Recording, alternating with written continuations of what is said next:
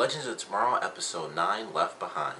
Now, I think what they did with this episode, one side of it was pretty easy to guess. I mentioned my prediction for the last episode that Chronos was definitely going to end up being Mick, and of course that's what happens. They even kind of gave it away in the promo, and that's really what gave me the idea, because it seemed like, okay, they're kind of showing that we're going to get to learn who Chronos is, even if it's not Mick. And the scene where they have Snart, of course, he's chained up, so I was like, I'm pretty sure it's going to end up being Mick. And of course, that's what happens. But the other side of this episode that I wasn't expecting whatsoever was the 2-year skip for 3 of our characters. And for Sara, I feel like it didn't really make any difference whatsoever, to be totally honest, outside of the fact that she has kind of controlled her bloodlust, which I thought was cool. That was a cool way to do that, where she actually went back to the League of Assassins and they, retrained her, and that helped her control her bloodlust. So I thought that was actually really cool.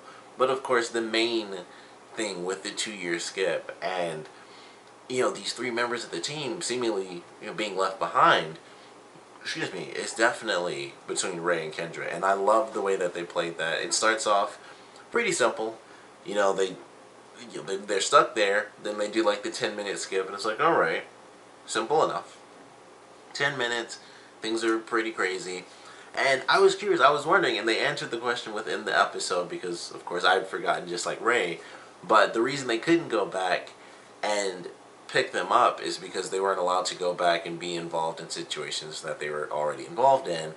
Although I felt like that was a bit of a cop-out in this one, because technically they still could have done like the 10-minute thing, because it's not like they ever came back. Like, they took off, and so if they went back in time to like that 10-minute later section, that's how that could have easily have played out, because they weren't, because once they, half the team got sent through the time stream, or whatever it's really called, I forgot, it seems like that wouldn't really count as them, affecting time. Like, there's nothing to fold in on itself, because they were already gone. So if they went back to that moment, maybe not, not the exact moment that they left, because maybe that would be a little different, but that 10-minute later segment, I was like, I still feel like they could have gone back to that moment, because technically that would have been it. It's not like Rip and the rest of the team were still there, so if they went back, they'd see themselves. None of that would have happened. They would have just gone back in time and picked the rest of the team up. I feel like, half of the team wasn't involved in that, and that half of the team was just living it out. So I'm like, I feel like that doesn't really count in this case. But that's the explanation they go with. And so we have the 10 minutes later. They take off, and then we get the 2 weeks later, and they're living in the house, and they do like the fast forward thing, and it's like they're, they actually buy a couch, they buy lamps, and all this stuff. They actually build a home. And then it skips 2 years, which I did not expect at all. And that was probably my favorite thing about it. That really surprised me. Like the Chronos thing, which I figured was going to happen just simply from the promo. That's what gave me the idea. And it was just like, holy crap, that I thought was really amazingly well done. And they have, the team split up for, for half the team it's 2 years, so it's like, they age 2 years, which I just thought, just the entire concept of that, and, time travel and being stuck in time, and it's like, you don't know how many days have passed and stuff, and like their birthdays aren't technically on their birthdays anymore, just really weird, random stuff like that. And it was just interesting. I was like, just the idea of that, and then living that life, and Ray having kind of dived into it, I thought it was actually pretty cool. And he, during the 2-year anniversary, his decision is to actually ask Kendra to marry him, and of course that's when the Wave Rider just comes into play, and it's like, poof, here you go. And I actually understood where Ray was coming from, because for Kendra, of course, her not being able to hawk out and stuff like that, I got that, of course, once it got explained and everything. But for him, it was like, I could see why he'd be so upset, because it did seem like she didn't give a crap about any of it. Like, I know, of course, you're stuck in like the 50s, aside from just the racism. It's just crappy. It's like the technology sucks, the TV shows are super old, they're probably funny. That Sullivan Show, that's a classic. But it's just like, man, you have like a couple of classic shows, but it's like, it's still not modern technology, aside, like I said, from just simply the racism and everything else. But it really did seem like there was nothing that she even remotely cared about. It was like, man, we're back. not a single thing was even remotely sentimental. And it was like, wow, that seemed like, even to me, I was like, that seems like such a quick drop. Like, I would easily understand, like, I'd be super happy to get back to my modern times, but if it was, 2 full years, there would have had to have been something that I'd want. Like, man, this life was never truly us, but I feel like there would be something that I'd want. Like, man, if I spent 2 years and it does get, like she explains it herself, like, I definitely enjoyed the time we spent together, but, in those initial moments, I definitely saw where it was coming from, because it did seem like she just didn't give a crap about any of it. Like, I like being with you, but everything else, who gives a crap? And it was like, man, like, nothing even out of place, or, out of being out of time. You would think something about that you would have held on to, just at least because of Ray, but it was like there's just nothing. It was like, Ray's here, whatever. Like, nothing at all that she even remotely seemed to care about. So I understood where he was coming from, from the opening segments, like when they first get back on the ship. But I certainly enjoyed that. I thought it was cool that they did the time skip. Great way to do Sarah's thing. And of course we got to see Raish come back, which I thought was really cool. They got the actor to come back. Of course he has kind of like the cut head and everything, the hair. So it was cool to see him come back into play, which I enjoyed. We got to see not Nissa Al Ghul, but we got to see Talia, which was really, really cool. And we see young Talia, which is just kind of funny to me. But it was a young Talia Al Ghul, and I enjoyed that. I thought that was actually pretty cool. And what was really interesting to me is that they made it was 1960, and she seemed like she was about 10 years old or something. And normally, Talia's fairly young. She's like the same age as Bruce, so she'd normally be like the same age as all the other characters in the show. And I just thought it was really interesting, because I guess they could do it where she would be, I guess normal time she'd be like in her mid-20s, or maybe, possibly, early 30s. But I just thought that was interesting. I'm like, that would make her like, depending on exactly how old she was, they were in 1960, just from 1960 to the year 2000, that's 40 years. And it's like, that's just a huge difference to me. I was like, that's actually very interesting that they went with that route. It was like, it's cool, of course, we see Talia Al Ghul, and from what I know, Talia isn't very known. It's not very well known that she often uses the Lazarus Pit or anything. Not to my knowledge, but, it's the Lazarus Pit, so who knows. But that just really surprised me. I was like, it's 1960, and, well, heck, the fact that she exists in general was kind of a big deal. But it's like, 60s, 70s, 80s, 90s, 2000, 2010, and then it's already, 2016. My math may have been off that first time I did that, because I think I said like 40 years. And that was 40, yeah. So I don't know what I was counting. I was counting 60s as one of the numbers, solely off. But it was interesting. It was like they made her, technically it would make her much older in the modern time. And I just thought that was very interesting that that's how they did that, because maybe that was the point. It was like, we're going to make her way older, so there is no possible way that we're having, Talia Al Ghul come in as, Talia Al Ghul normally does, and we'll have Nissa, which clearly that's what they did from the start.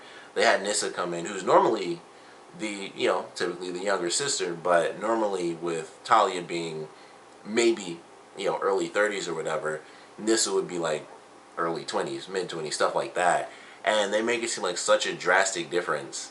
And I don't know, it was just interesting. I guess they kind of did the same thing, because I don't know, I maybe they didn't. I feel like they said something with the dialogue where when Nissa would be born, but I just thought it was interesting. I was like, okay, it's cool to see Talia there. And I didn't think of this, honestly, until I started doing the review. It was like, if that was 1960, she'd be way older than, her normal counterpart, as far as I know. At least her look. But also, like I said, I don't really know if she uses the pit that often, which normally I've never seen.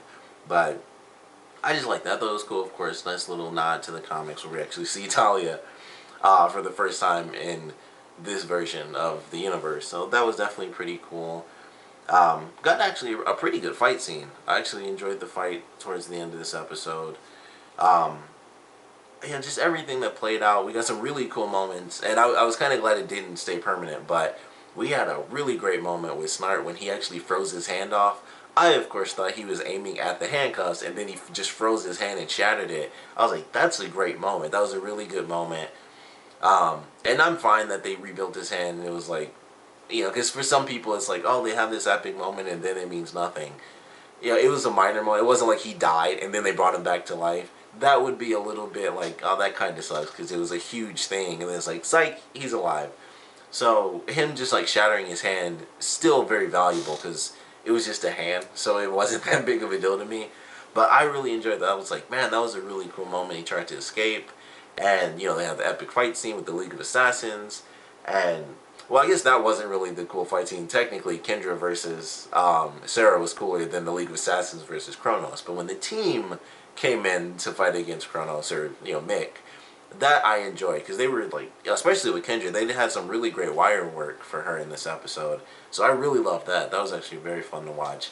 But they were doing great teamwork, and I had to see a bit of Firestorm, and just everyone kind of came in and did their thing. So it was definitely really enjoyable. Snart was really the only one left out of all the cool combat, because he was handcuffed and then froze his hand and shattered his hand, and so it's like everybody stopped.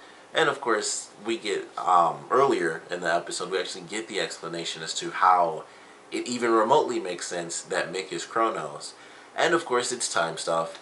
He gets taken to, I believe they called it the vanishing point, and so time exists completely differently than it does on Earth. So even his day is totally different compared to a day on Earth. So he spent, as he put it, he spent lifetimes there, and I just thought that was interesting. So he didn't age, and I guess it's just like, no matter how much he felt, it was just totally different. Or maybe he didn't age at all. Who knows? He mentions it's so different.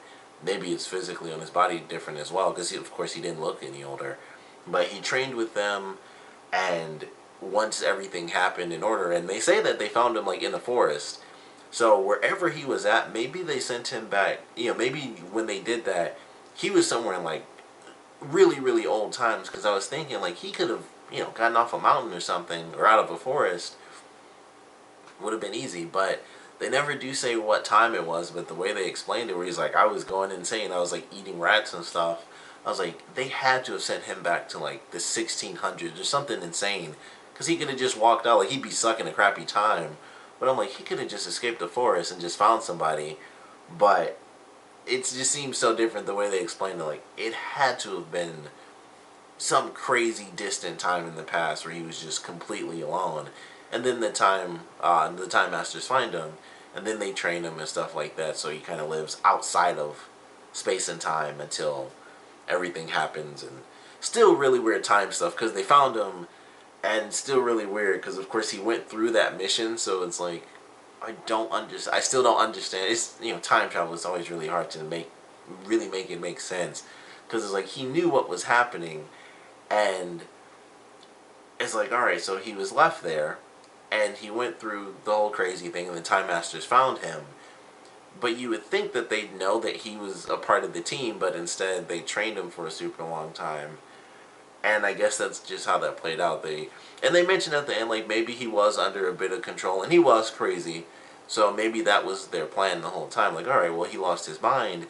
Instead of just going after this team, which clearly has failed several times, we'll take this member of the team, and we'll train him outside of space and time. So maybe that was the decision that they made. But it was still kind of weird, because it's time travel. It's always hard to make it 100% perfect, but they gave a good enough explanation as far as I was concerned, so I was fine with that. But I'm curious if they're going to really be able to reform Mick. He's basically lived, he says he lived lifetime, so I feel like he's had to have been like, for him, felt like 100 years have passed and just training and all this craziness. And I want to know if it's really some sort of mind control, because that's how they feel. It's like, we have a chance to really turn him around, and he's been controlled by the Time Masters. And Sara kind of jumps in, like, if we can do this, it kind of gives me hope.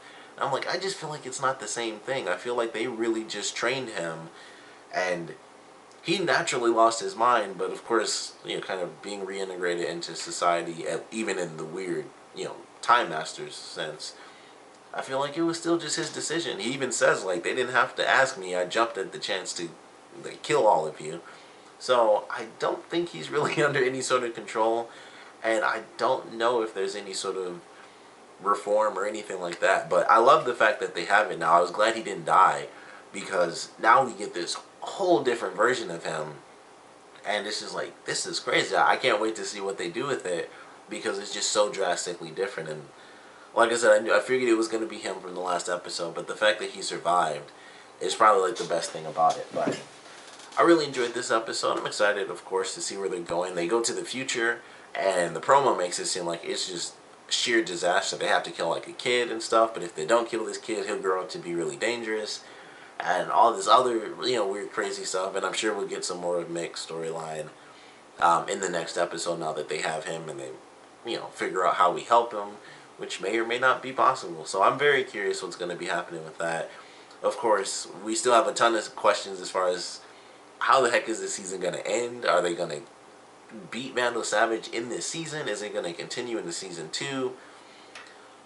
Jumping around space and time, they still never found out that Malcolm is the reason that he came back in the first place. So I feel like that has to happen at some point. Maybe it won't happen in this season. Maybe that's what they'll say, is like, we don't know what to do. And maybe they'll jump back in time to whenever, Malcolm saves Savage, because we still don't have the answer as to why he did that. So I don't know. I don't know if that's going to be answered in Arrow or what the heck the case is, but that's in there somewhere. So they still kind of have that storyline that they can pull on, and it's like, boom, why'd he do this, and how do they stop him, and can they stop him during that period in time before he gets super powerful in the future? And maybe that's how they'll do it, and then maybe they'll have another issue, in season 2 or something, if they even stop him this season. But I'm curious where they're going with it. I'm excited to see the future, actually. Like, it's, cool tech future before it was super destroyed future. So I'm actually really looking forward to seeing what they encounter, and the technology and things like that, and visually just how certain stuff looks. So looking forward to that. Definitely want to know what you guys thought about this episode. So please comment below. Let me know your favorite parts, least favorite parts. Excuse me. And we've had quite a few changes of characters in this episode. On the lighter side of things, Sara, of course, no more bloodlust. Darker side of things, of course, Mick being Chronos and the team finding out, and their decision to reform him, if that's possible. And then, of course, Ray and Kendra. But I want to know where you think they're going to be taking Mick more than the other characters. I think Kendra and Ray, they're going to be together. I don't know if he'll give her that ring at some point or not. I'm sure Sara's bloodlust won't come back, because otherwise it would have been pointless to have their storyline in this episode. But for Mick, it's a giant question. Just how is that going to work? Is it going to work? Are they going to have to officially kill him later on? Is there any way he can rejoin the Legends as a hero? And I definitely want to know if you guys think that's possible. Personally, I don't think so, but they can't. I feel like they won't kill him. And it's kind of hard to say that, because we already had a character die like 2-3 episodes in. So I don't know if they're going to do that, or if they'll save Heatwave. But I just don't know. Like, there's so many things they can do, and they can, kill Mick off and then bring in another character that takes over as another version of Heatwave, just, like comic books. Multiple people take over, especially for villains. There's always more multiple villain versions than there are hero versions. Like, I think Barry and Wally are like the 2 rare people. Batman and Flash are like the few people where it's like multiple people have been Batman and Flash, but there's always like, this person was, Captain Cold. These 3 other people were too, and it always seems to be that way. So I don't know if they'll go that route, but definitely want to know your expectations, and of course what you guys thought about this episode in general. So please comment below, let me know, and thanks for watching.